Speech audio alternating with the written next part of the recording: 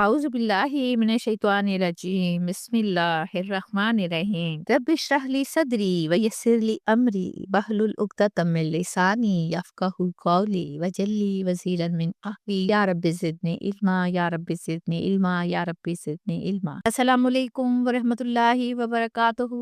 کیسے ہیں آپ سب؟ آج کل ونٹر ہالیڈیز انجوائے کر رہے ہیں آپ؟ خوب کیجیے لیکن حدود میں رہ کے.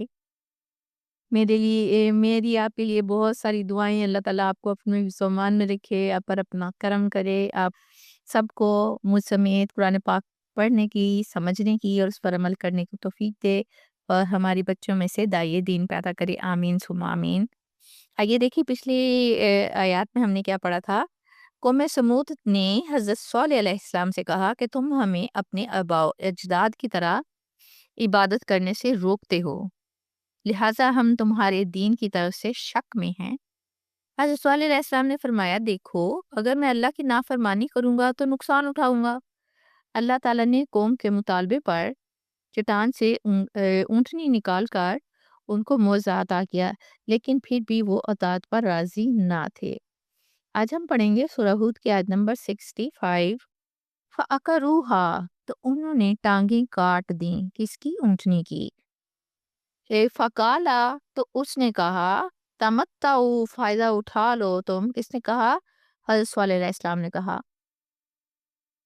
فائدہ اٹھا لو تم فی دارکم، اپنے گھروں میں، ثلاثۃ ایام، 3 دن، ذالک وعدن، یہ وعدہ ہے، غیر مکذوب، نہیں جھوٹ بولا گیا اس وعدے میں کوئی. اللہ سبحانہ وتعالیٰ نے اونٹنی کا معاوضہ قوم سمود کو عطا کیا تھا تاکہ اللہ کی طرف سے حجت تمام ہو جائے، لیکن انہوں نے بے دردی سے اونٹنی کی ٹانگیں کاٹ دیں. یعنی پہلے اپاہج کیا، ذلیل کیا، پھر اس کے انجام یعنی موت تک پہنچایا اسے. یہاں اونٹنی کی ٹانگیں کاٹنا سے مراد قتل ہی کا عمل ہے. وہ زخم اتنے شدید تھے کہ اس کا زندہ رہنا ناممکن تھا. اور دوسری بات یہ کہ اس کے قتل میں پوری قوم شامل تھی. خیال تو سب کا تھا نا، لیکن ٹانگیں ایک آدمی نے کاٹی تھیں، اس لیے یہ ایک اجتماعی قتل تھا، پوری قوم نے مل کے کیا. اب اونٹنی کو قتل کرنے کی وجہ کیا تھی؟ انہوں نے اسے اس لیے قتل کیا کہ وہ اللہ تعالیٰ کی حاکمیت تسلیم کرنے پر آمادہ نہ تھے، کیونکہ وہ اللہ تعالیٰ کا معجزہ تھی اونٹنی، اور انہیں کے مطالبے پر انہیں عطا کی گئی تھی. تو اللہ کی نشانی ان کی آزادی، ان کے مفادات اور ان کی سرکشی کے خلاف کھڑی تھی. نشانی یا معجزہ آنے کے بعد مطلب یہی ہے کہ اب تمہیں ماننا ہوگا. قوم سمود اس بات کو سمجھ چکی تھی کہ حضرت صالح ایک سچے نبی ہیں، مگر وہ ماننے پر تیار نہ تھے. اس ضد اور ہٹ درمی نے انہیں اس حد تک پہنچایا کہ وہ اس نشانی کو ہی ختم کر دیں. اب آپ کو پتہ ہے نا، یہ اونٹنی کے لیے پانی کا دن مقرر تھا، یہ بات انہیں ناگوار گزرتی تھی. اس پر حضرت صالح علیہ السلام نے فرمایا، اپنے گھروں میں 3 دن تک کا فائدہ اٹھا لو. یہ اللہ تعالیٰ کی طرف سے آخری مہلت تھی، یہ عذاب سے پہلے کی وارننگ تھی. یہ مہلت کس لیے تھی؟ کہ توبہ اور رجوع کا موقع ملے، تاکہ کوئی یہ نہ کہے کہ خبر نہ ہوئی. انہوں نے فرمایا کہ یہ وعدہ جھوٹا نہیں ہے، یہ قانون مکافات ہے کہ جیسا کرو گے ویسا بھرو گے. جب نبی اللہ تعالیٰ کی طرف سے کوئی بات کہہ دے تو وہ ٹالی نہیں جا سکتی. یہ محض دھمکی نہیں بلکہ یقینی فیصلہ ہوتا ہے. یہاں اللہ تعالیٰ کی سنت واضح ہو جاتی ہے کہ اور اس کے بعد عذاب جو ہے لازمی ہو جاتا ہے. سورہ ہود کی آیت نمبر 66 پڑھتے ہیں. فلما جاء امرنا، جیسے ہی یہ میں الفاظ پڑھتی ہوں نا میرا دل کانپ جاتا ہے. فلما جاء امرنا، جب آ گیا ہمارا حکم، یعنی عذاب کا حکم، نجینا، ہم نے نجات دی، صالحاً، صالح کو، والذین آمنوا، اور ان لوگوں کو جو ایمان لائے، معاہو، اس کے ساتھ، برحمت منا، اپنی طرف سے مہربانی کے ساتھ، ومن خزی یومئذ، اور اس دن قیامت کی رسوائی سے، ان ربک، بے شک تیرا رب، هو القوی العزیز، وہی نہایت طاقتور اور بہت زبردست ہے. پھر وہی الفاظ جن کے آنے سے انسان ڈر جاتا ہے، یعنی جب ہمارا حکم آن پہنچا، یعنی فیصلہ کن لمحہ آن پہنچا، مہلت ختم ہو گئی، وہ وقت آ گیا کہ واپسی یا اصلاح کا دروازہ بند ہو جاتا ہے۔ قوم سمود کو 3 دن کی مہلت دی گئی، اس کے پورا ہوتے ہی اللہ تعالیٰ کا فیصلہ نافذ ہو گیا۔ اللہ تعالیٰ فرماتے ہیں کہ ہم نے صالح علیہ السلام کو نجات دی۔ اللہ تعالیٰ نے سب سے پہلے اپنے دیکھے رسول کو محفوظ کیا۔ یہ نجات صرف جسمانی نہیں تھی بلکہ یہ روحانی فتح بھی ہوتی ہے۔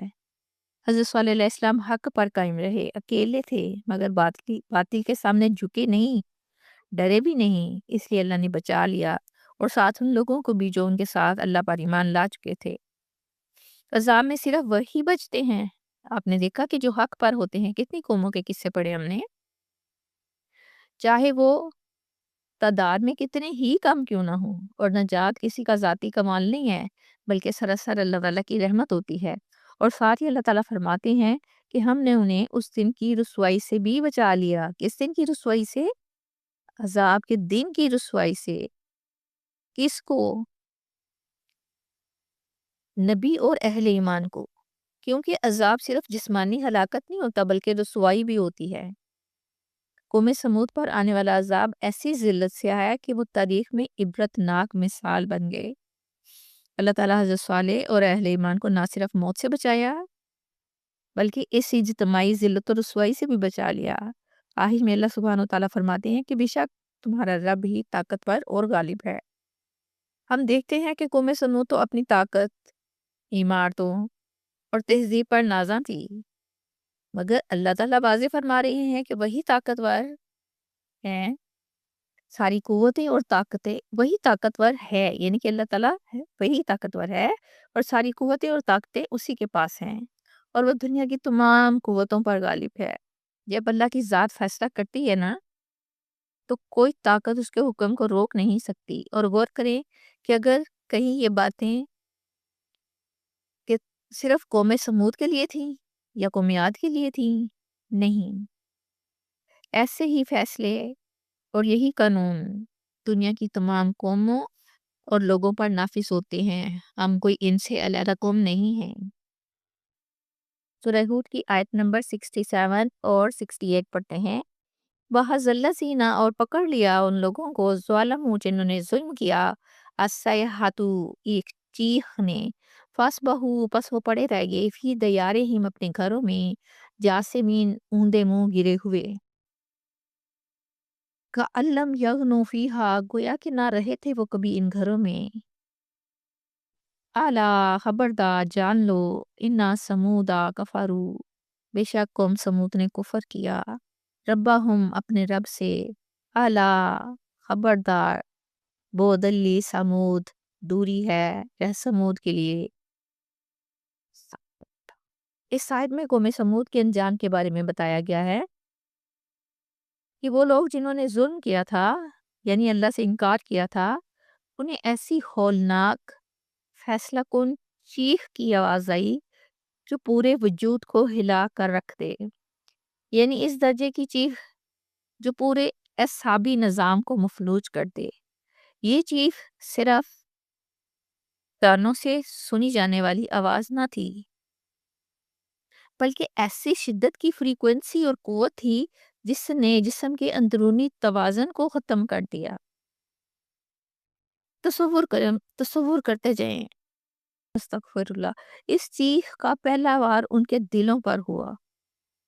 خوف اس درجے کا تھا کہ دل پھٹ گئے، سانس رک گئی اور جسم گر پڑا۔ یہی وجہ ہے نہ کوئی بھاگ سکا، نہ چیخ سکا، نہ کوئی بچاؤ کی کوشش کر سکا۔ یہ چیخ دراصل فرشتہ عذاب کا وہ نفخہ تھا جس کے ساتھ ہی روحوں کو جسموں سے جدا کر دیا گیا۔ اللہ تعالیٰ فرماتے ہیں کہ پھر وہ اپنے گھروں میں اوندے منہ گرے رہ گئے۔ جاسمین کا لفظ بڑا معنی خیز ہے کہ اس طرح گرے جیسے پرندہ مر کر زمین پر چپک جاتا ہے۔ جو قوم بڑی تکبر والی تھی وہ اپنے ہی گھروں میں بے جان لاشوں کی صورت میں پڑی تھی۔ یہ اللہ کی قدرت کا مکمل ظہور تھا۔ آیت نمبر 68 میں اللہ تعالیٰ فرماتے ہیں کہ وہ اپنے گھروں میں اس طرح پڑے تھے گویا وہ کبھی وہاں آباد ہی نہ تھے۔ اتنی بڑی طاقتور اور ترقی یافتہ قوم جو پہاڑوں کو تراش کر گھر بناتی تھی، ایک لمحے میں اس طرح مٹا دی گئی کہ نشان باقی نہ رہا۔ یہ سب کیوں ہوا تھا؟ اس لیے کہ قوم سمود نے اپنے رب کا کفر کیا تھا۔ لفظ اعلیٰ خبردار کرنے اور توجہ دلانے کے لیے استعمال ہوتا ہے۔ یہ واقعہ ہم سب کے لیے تنبیہ ہے۔ سمود کا جرم صرف نافرمانی ہی نہ تھا بلکہ رب کی حاکمیت سے انکار تھا۔ انہوں نے اللہ کی نشانیاں دیکھنے کے بعد بھی حکم کو رد کیا، اور یہی اصل کفر ہے۔ آخر میں اللہ تعالیٰ فرماتے ہیں، جان لو کہ سمود کے لیے دوری یعنی ہلاکت ہے۔ دوری قیامت سے دوری ہے۔ اللہ تعالیٰ کی طرف فیصلہ کن انجام کا اعلان ہے، نہ دنیا میں نہ آخرت میں۔ یاد رکھے یہ سب انسانوں کے لیے تنبیہ ہے۔ میری بات آپ کی سمجھ میں آ گئی ہوگی۔ اسی کے ساتھ میں اجازت چاہتی ہوں۔ ہنستے رہیے، بستے رہیے، خوش رہیے، آباد رہیے، اللہ کی امان میں رہیے۔ اللہ حافظ۔